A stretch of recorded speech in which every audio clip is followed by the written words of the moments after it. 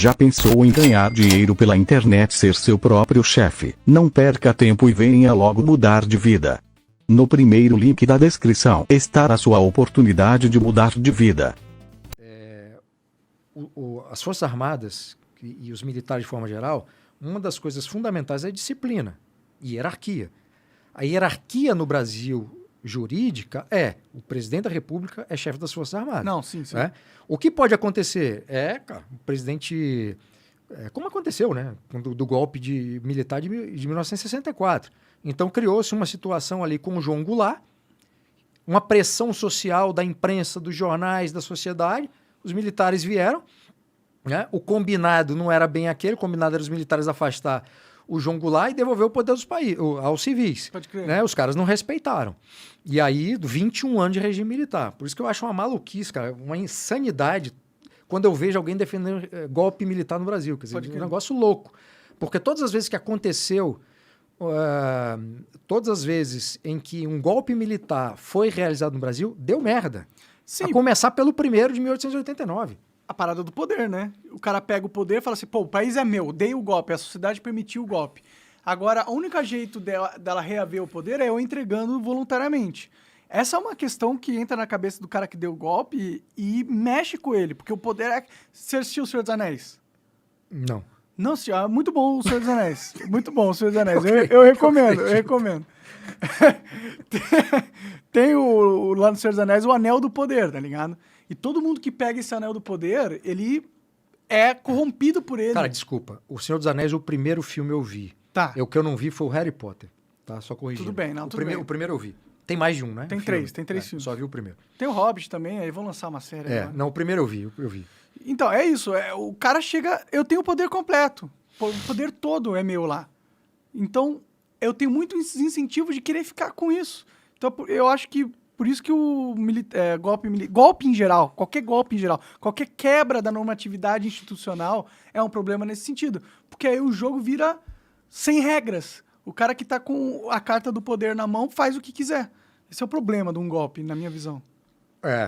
O golpe, cara, provoca todo tipo, quer dizer, uma ruptura institucional e... Tem uma frase antiga, eu não sei quem é o autor, mas é uma frase sempre repetida, assim... O golpe, você sabe quando começa, mas não sabe quando termina. Quer dizer, você não controla o que acontece depois.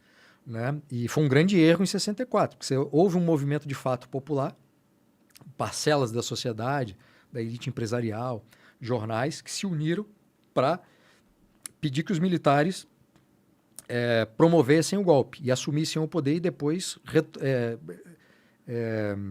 entregassem de volta. E não foi isso que aconteceu. No caso de 1889, não foi isso. O povo nem sequer se deu conta do que estava acontecendo. Né? O pessoal no Brasil começou, especialmente no Rio de Janeiro, onde aconteceu o golpe, as pessoas começaram a descobrir o que estava acontecendo semanas seguintes, entende? E no Brasil inteiro, você imagina, quer dizer, comunicação era um negócio dificílimo, né? Então o Brasil foi descobrindo que mudou a forma de governo, o regime político e quem estava no poder, né, ao longo do tempo. Isso não é imediato, mas sempre dá... Golpe militar é uma sandice, cara. Militar não tem que se envolver em política, entende? O militar tem que cumprir as suas funções constitucionais, que é ser militar. Mas tem uma função constitucional do militar que se tá rolando alguma ameaça à democracia, ele tem o papel de intervir, né? Isso cara, esse artigo aí da Constituição, para mim, é uma maluquice, porque ele abre margens a interpretações muito perigosas, como essa, transforma as Forças Armadas numa espécie de tutela da sociedade, que foi o que aconteceu lá atrás, e que aconteceu também em 64, que aconteceu em vários outros episódios da história. E militar não tem que ser tutela da sociedade. Não tem que ser. É que no final militar das contas, tem que ser militar. É que no final das contas os militares são quem detém o monopólio da força. Eles têm aquilo que é de mais valor dentro do Estado, de verdade. Eles podem, entende? Então, estando na Constituição ou não... já é delimitação deles, né? Mas se você, de alguma maneira, autoriza ou dá a entender num texto constitucional que eles podem fazer isso, cara, isso tem um caminho muito perigoso. Inclusive para o presidente de turno, né? Não estou falando desse específico que está no poder, que é o Jair Bolsonaro, mas qualquer presidente use aquilo para, enfim... Tomar poder. Aliás, é chefe das Forças Armadas, né? Ou para se manter no poder. Né? Aí o que pode acontecer é as Forças Armadas não obedecerem ao presidente. Se o presidente usar o artigo, né? Aí você vai ter uma reação por parte dos militares. No fim, eles decidem, né? No fim, a sociedade meio que é...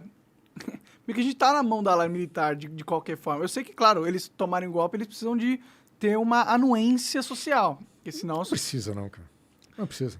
Acho que se eles tomarem contra as pessoas, são muita gente, é muita gente. E daí? Muita gente armada? Não. Não, mas o jogo político rola nas... Cara, em qualquer país do mundo, se os militares decidirem tomar o poder, vão tomar. Que pode haver depois de um tempo, reação, aí você tem as pessoas, enfim, milícia armada, essa porcaria, viram a guerra civil e pronto, aí os caras vão pro pau. Aí a vitória da reação vai depender da capacidade militar, entende? Sim. Mas o que eu acho problemático é que, do ponto de vista político, haja qualquer tipo de confusão nesse sentido de que as Forças Armadas devem ser a tutela da sociedade. Isso não pode estar na discussão política. Isso não pode estar no texto constitucional, entende? Faz sentido, hein? Não pode. Perversos, né? Não pode, cara. Não pode. Agora, voltando ao ponto, se os militares quiserem dar um golpe de Estado, claro, vão dar. Independentemente o que a gente vai fazer, né? Vai pegar uma handgun contra uns tanques de guerra lá. Não tem jeito. Pode haver reação, mas vai ter morte, né? Não, mas pior que se juntar 200 milhões de pessoas para querer destruir o exército militar, a gente consegue, porque a gente pode não conseguir bater de frente. Mas 200 milhões... Como que você vai se proteger de todo mundo? Né? É difícil. Cara, mas eu nunca vi isso acontecer, tá? A não ser episódio de guerra civil, né? Mas aí você tem duas forças de cada lado. Você pega a Guerra Civil Espanhola, por exemplo, que ali você tem uma disputa política clara e tentativa de golpe e tal. Você tem uma reação, o país entra em guerra e, cara, lascou-se tudo, né? As guerras civis na Inglaterra também. Agora na Ucrânia, né? Só que é uma guerra... Não, na Ucrânia é outra coisa. Não é civil, na verdade, é contra a Rússia. A Ucrânia é né? uma invasão russa no território ucraniano, é outra discussão. Né? Mas eu nem sei o que eu estava falando aqui, eu acabei me perdendo. Não tem problema. Você tem medo do Bolsonaro acabar dando um golpe? Eu não acredito nessa possibilidade, não, cara. Não acredito, não. Porque o STF tá tentando, né? Tipo, não sei se dá um golpe, mas tá tentando tomar o poder sem respeitar a Constituição. Talvez essa briga entre os dois poderes acaba se acirrando e terminando num golpe para um lado ou para o outro. Para o Bolsonaro ter golpe, dar um golpe, ele precisa do apoio das Forças Armadas. Sim. Né? Porque, como eu falei, ele é chefe das Forças Armadas, mas eu não acredito que depois das experiências negativas da participação das Forças Armadas na política, o alto comando das Forças Armadas fossem entrar nessa furada, entendeu? Pode crer. Não acho, cara. Realmente não acho. Agora, o problema do Supremo era para ser resolvido pelo Senado, né? Mas aí o Senado tá com o rabo preso com o Supremo, né? Todo mundo é corrupto lá. O Congresso está covardado. Eu realmente não sei se é um problema de medo, né, do Supremo, um medo jurídico, ou se é mesmo porque essa situação é boa, entende? Pode ser. Para quem está lá. Quer dizer, se eu vejo o presidente como adversário e o STF, ou um ministro do STF, ou alguns ministros do STF estão servindo como adversário, o inimigo político, eu deixo as coisas acontecerem. Né? Não tem aqueles filmes que a polícia é chamada para conter briga entre traficantes, o cara não deixa uma hora os caras se matarem, depois a gente chega. Sim. Né? Então, pode ser... em qualquer cenário também, assim, se for por conta de covardia, de interesse político ou de qualquer coisa, ou qualquer outra coisa, é um problema, entende? Quer dizer, é uma situação toda esquisita, cara. A situação que a gente está vivendo institucional no Brasil é toda esquisita. Eu nem acho um problema que os poderes fiquem numa tensão regular, entende? Porque meio que esperado isso, né? É meio que esperado e eu acho que é bom para essa dinâmica. No fundo, é um poder vigiando o outro, controlando o outro e tal. O problema é quando os poderes estão em conflito aberto, isso cria uma instabilidade para o país, porque vai afetar a nossa vida. Entende? Sim, sim. E quando um dos poderes, pelo menos, está desrespeitando a carta máxima nossa, né?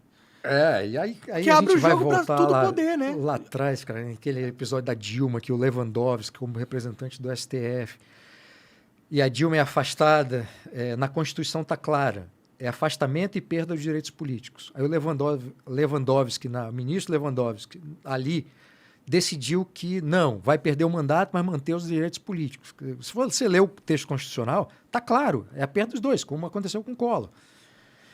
Enfim, essa coisa de medidas anticonstitucionais por parte de decisões de ministros, cara, isso não é novidade, tá? No âmbito econômico tem várias. Aumentando, né?